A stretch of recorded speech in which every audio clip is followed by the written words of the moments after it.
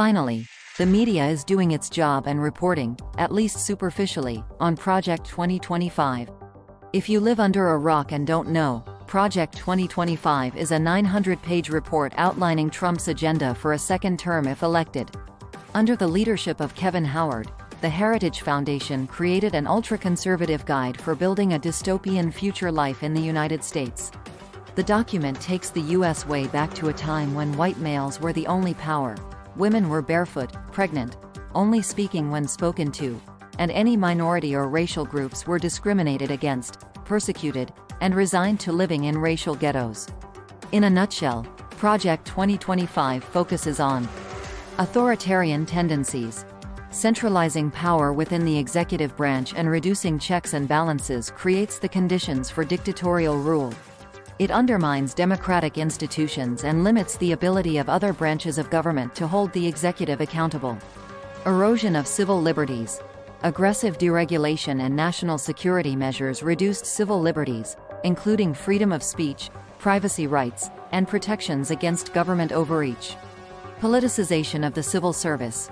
Reforming civil service protections will result in a government workforce that is more politically motivated, reducing the neutrality and professionalism expected in public administration. What is created is governance based more on political loyalty than on expertise and public service. Judicial overreach. A judiciary heavily influenced by a single political ideology will make rulings that favor specific agendas, undermining the balance of power and leading to decisions that do not reflect a broad spectrum of societal values. Social regression. Implementing conservative social policies will roll back advancements in civil rights, LGBTQ+ rights, and reproductive rights. What we are left with is a more divided and unequal society. Impact on minority groups. Strict immigration policies and national security measures could disproportionately affect minority communities, leading to increased discrimination and marginalization. But wait, that's not all. Some of the more dystopian highlights of the report include: purge government of thousands of civil servants and replace them with unqualified far-right MAGA loyalists. Send the Department of Justice after Trump's political enemies. Pardon violent January 6 criminal insurrectionists. Pack the Supreme Court and lower courts with MAGA extremists. Enact a national abortion ban and restrict IVF access. Reverse the FDA's approval of abortion medication. Remove mentions of abortion and reproductive health from agency materials. Reverse President Biden's student debt forgiveness. Reinstate student debt for millions. Give tax handouts to the ultra-wealthy and big corporations. Eliminate union and worker protections. Cut Social Security and raise the retirement age. Cut and privatize Medicare. Take away health care from tens of millions. Remove protections for pre-existing conditions. Repeal the law that allows CMS to negotiate lower drug prices for Medicare beneficiaries. Abolish the Department of Education. Implement and expand book bans. End marriage equality.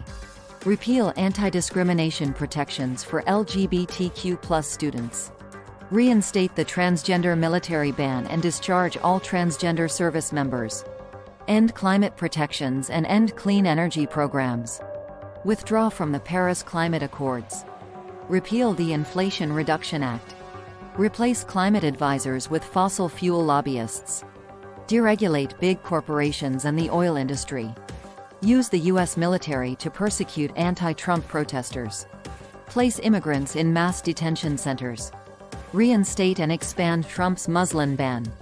Separate immigrant children from their parents. There is a lot more, but the report is a roadmap to create the dystopia states of America. Contrary to recent public pronouncements from Republicans that they don't support Project 2025, I don't believe a word they say. The Republicans, Trump included, got busted. All of the statements made in support of Project 2025 are in the public record. While Republicans argue that Project 2025 is necessary to restore constitutional governance and reduce federal overreach, this manifesto paves the way for a dystopian government prioritizing power consolidation over democratic principles and individual freedoms run by the rich and privileged. Project 2025 is 1984, A Brave New World, A Handmaid's Tale, and Fahrenheit 451 rolled into one 900-page dystopian States of America roadmap. Stopping Project 2025 starts at the ballot box and voting for freedom and democracy, not for some privileged people who want to hold all the power. Choose wisely. Your freedom is at stake.